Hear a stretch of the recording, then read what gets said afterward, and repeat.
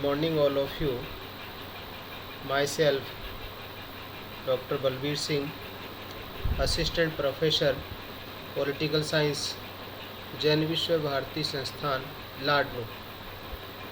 आज हम इस वीडियो के माध्यम से पाश्चात्य राजनीतिक जगत के संविदावादी विचारक या समझौतेवादी विचारक थॉमस हॉब्स के कुछ विचारों का विश्लेषण करेंगे और उनके द्वारा सामाजिक समझौता के बारे में जो विचार दिए गए उनको समझने का प्रयास करेंगे। पाश्चात्य राजनीतिक चिंतन में थॉमस हॉब्स, जॉन लॉक तथा जीन जैकस रूसो या हम यूँ कहें हॉब्स, लॉक और रूसो को संविदावादी या समझौतेवादी विचारक के रूप में जाना जाता है।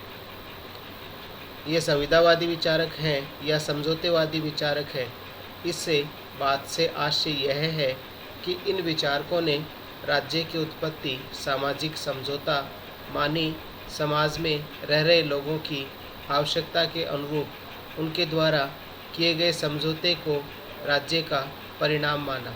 तो ये राज्य की उत्पत्ति सामाजिक समझौते को मानते हैं। इन सभी विचारकों ने सामाजिक समझौता सिद्धांत राज्य की उत्पत्ति का आधार माना है, लेकिन इनके सामाजिक समझौता सिद्धांत की मूल मान्यताएं, इनकी धारणाएं और इनके द्वारा बतलाए गए विचार एक रूपता, एक समानता नहीं रखते।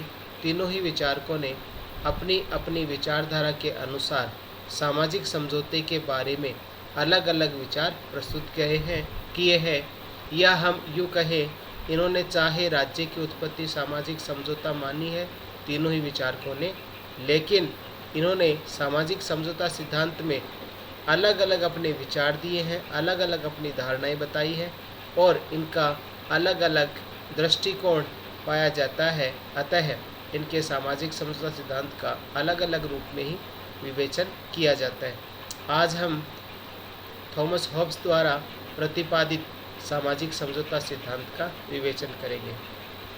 तो हॉब्स ने अपनी महत्वपूर्ण रचना द लेवियाथन में सामाजिक समझौता सिद्धांत का प्रतिपादन किया है और ये बतलाया है कि समाज में रहने वाले व्यक्तियों ने आपस में चर्चा करके, आपस में वार्ता करके और आपस में संविदा या समझौता करके राज्य रूपी संस्था का निर्माण किया या राज्य रूपी संस्था को बनाया। तो राज्य की उत्पत्ति का आधार इन्होंने भी सामाजिक समझौता माना है और उनके सामाजिक समझौता सिद्धांत का विवेचन करें तो उसके कई आधार हैं। इन विचारकों ने सभी ने प्राकृतिक अवस्था के बारे में अपना चित्रण किया है। मानव स्वभाव की इन्होंने अलग अलग रूपों में व्याख्या की है। प्राकृतिक अवस्था की कुछ असुविधाएं मानी हैं जिनके कारण राज्य की उत्पत्ति हुई और राज्य की उत्पत्ति किस स्वरूप में हुई, राज्य के स्वरूप की बात कही है और इस प्रकार अलग अलग रूप में अपने सामाजिक समझौता सिद्धांत का प्रतिपादन किया है। हॉब्स का संबंध इंग्लैंड से था और इन्होंने अपने सामाजिक समझौता सिद्धांत में 4-5 बिंदु आधार माने हैं। प्राकृतिक अवस्था की इन्होंने बात कही है। प्राकृतिक अवस्था का चित्रण करते हुए उन्होंने कहा है कि प्राकृतिक अवस्था काफ़ी अशांतिपूर्ण थी, प्राकृतिक अवस्था में काफ़ी अव्यवस्थाएं थी, लोगों को बहुत सारी असुविधाएं थी या हम यूँ कहें हॉब्स ने प्राकृतिक अवस्था को एक अराजक अवस्था का नाम दिया है। उनके अनुसार प्राकृतिक अवस्था अच्छी नहीं थी, इसमें लोगों के मध्य संघर्ष की स्थिति थी, लोगों का जीवन तनावग्रस्त था और लोगों में आपस में झगड़े हो रहे थे। या हम यह कहें कि हॉब्स के अनुसार प्राकृतिक अवस्था अच्छी नहीं थी, प्राकृतिक अवस्था अशांतिपूर्ण थी, प्राकृतिक अवस्था अराजक थी, प्राकृतिक अवस्था में व्यक्ति का जीवन काफ़ी असुरक्षित था, कोई भी व्यक्ति किसी को भी मार सकने का अधिकार रखता था, जो शक्तिशाली था वो कमज़ोर को सताता था, या हम कहें जिसकी लाठी उसकी भैंस की कहावत हॉब्स द्वारा बतलाई गई प्राकृतिक अवस्था में चरितार्थ हो रही थी। तो हॉब्स ने अपने सामाजिक समझौता सिद्धांत में प्राकृतिक अवस्था को बुरा माना है, अच्छा नहीं माना है और इसे अराजक अवस्था की संज्ञा दी है। तो हम कह सकते हैं कि प्राकृतिक अवस्था में लोगों को बहुत सारी असुविधाएं भी थी। फिर उन्होंने मानव स्वभाव की व्याख्या की है।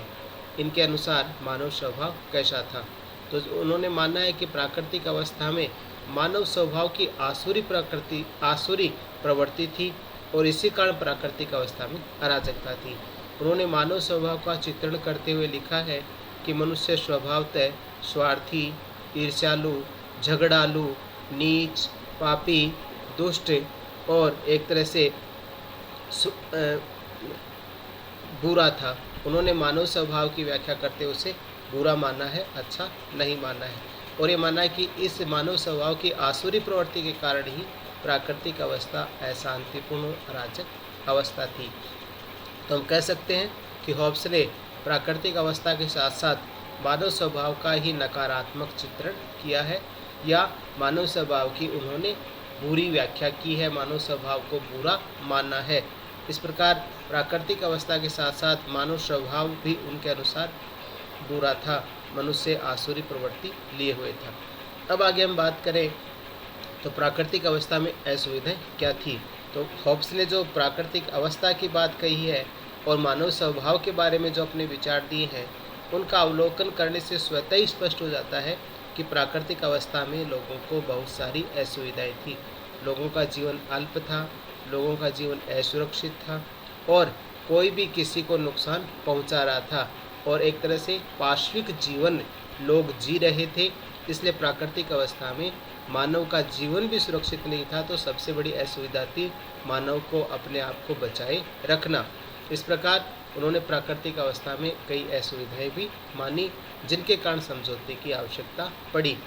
आगे हम बात करें तो जब प्राकृतिक अवस्था की जो असुविधाएं थी, इनके लिए लोगों ने फिर समझौता कैसे किया, उन्होंने किस प्रकार उनके मन में समझौते की भावना आई।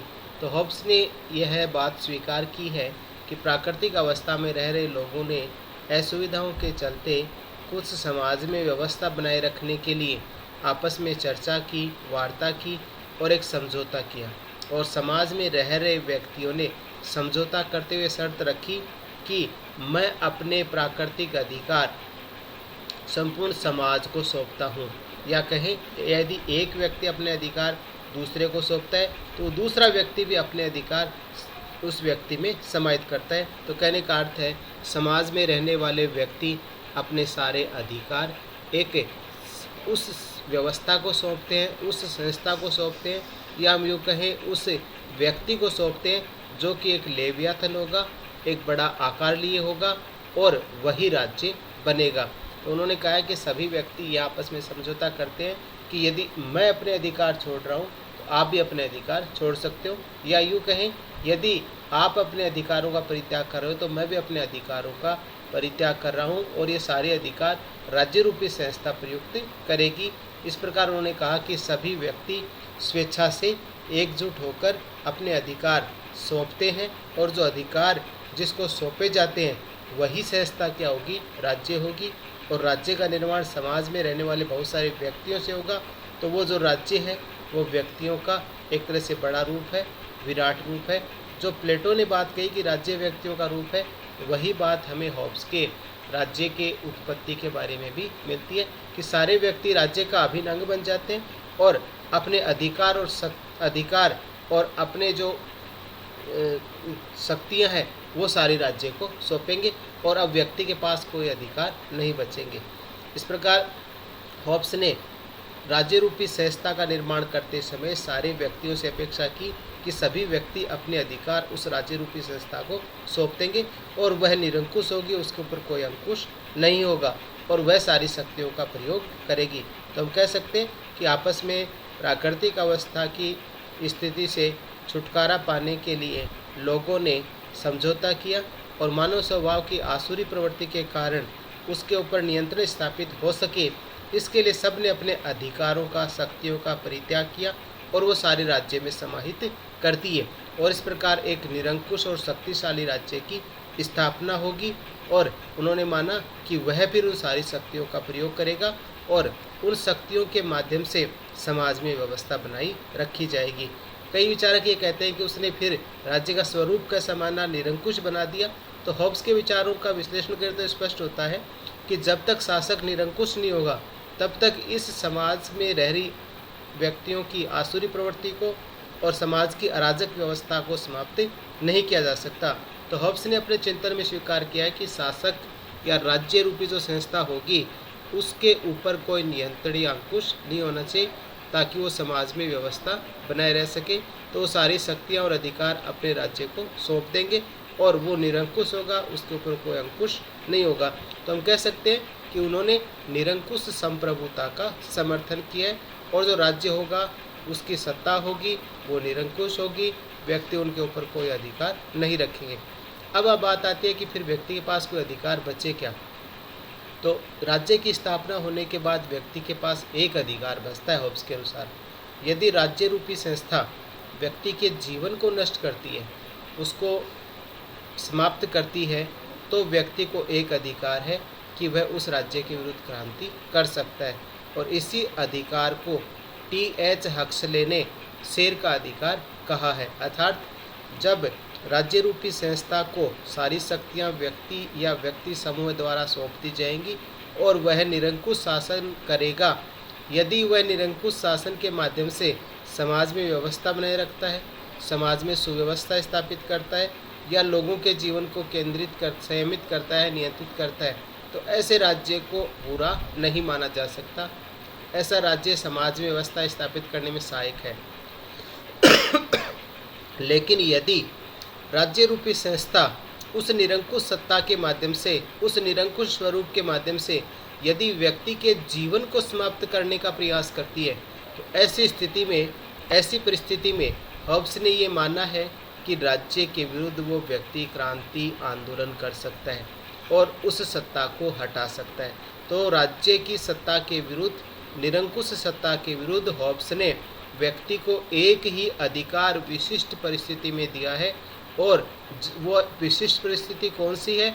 जब राज्य रूपी सत्ता या निरंकुश जो सरकार है जिसके ऊपर कोई अंकुश नहीं है व्यक्ति का, यदि वो व्यक्ति के जीवन को खतरा पैदा करती है, व्यक्ति का जीवन समाप्त करने का प्रयास करती है, तो ऐसी स्थिति में राज्य उस सत्ता का अंत कर व्यक्ति उस सत्ता के विरुद्ध, राज्य के विरुद्ध क्रांति कर सकता है और इसी अधिकार को एक अधिकार के रूप में व्यक्ति के पास छोड़ा है हॉब्स ने, जिसके माध्यम से वो अपने जीवन को बचाए रख सकता है।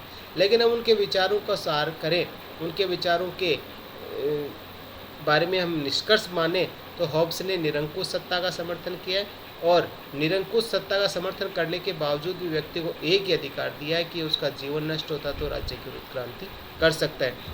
इस प्रकार हॉब्स ने अपने सामाजिक समझौता सिद्धांत में अलग अलग बिंदु के माध्यम से इसे स्पष्ट करने का प्रयास किया है और उन बिंदुओं को हम स्पष्ट कर सकते हैं: प्राकृतिक अवस्था, मानव स्वभाव, समझौते का कारण, राज्य की उत्पत्ति, व्यक्ति के अधिकार और राज्य का स्वरूप। इनके माध्यम से हम हॉब्स के सामाजिक समझौता सिद्धांत की व्याख्या कर सकते हैं, इसका विश्लेषण कर सकते हैं और इसको समझ सकते हैं।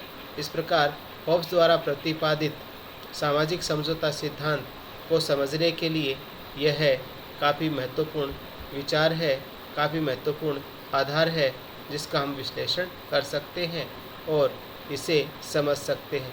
अतः हम कह सकते हैं कि हॉब्स ने अपने सामाजिक समझौता सिद्धांत में राज्य की उत्पत्ति, राज्य के स्वरूप और राज्य की शासन प्रणालियों के बारे में विश्लेषण करने का प्रयास किया है और इसे एक नए रूप में प्रस्तुत किया है।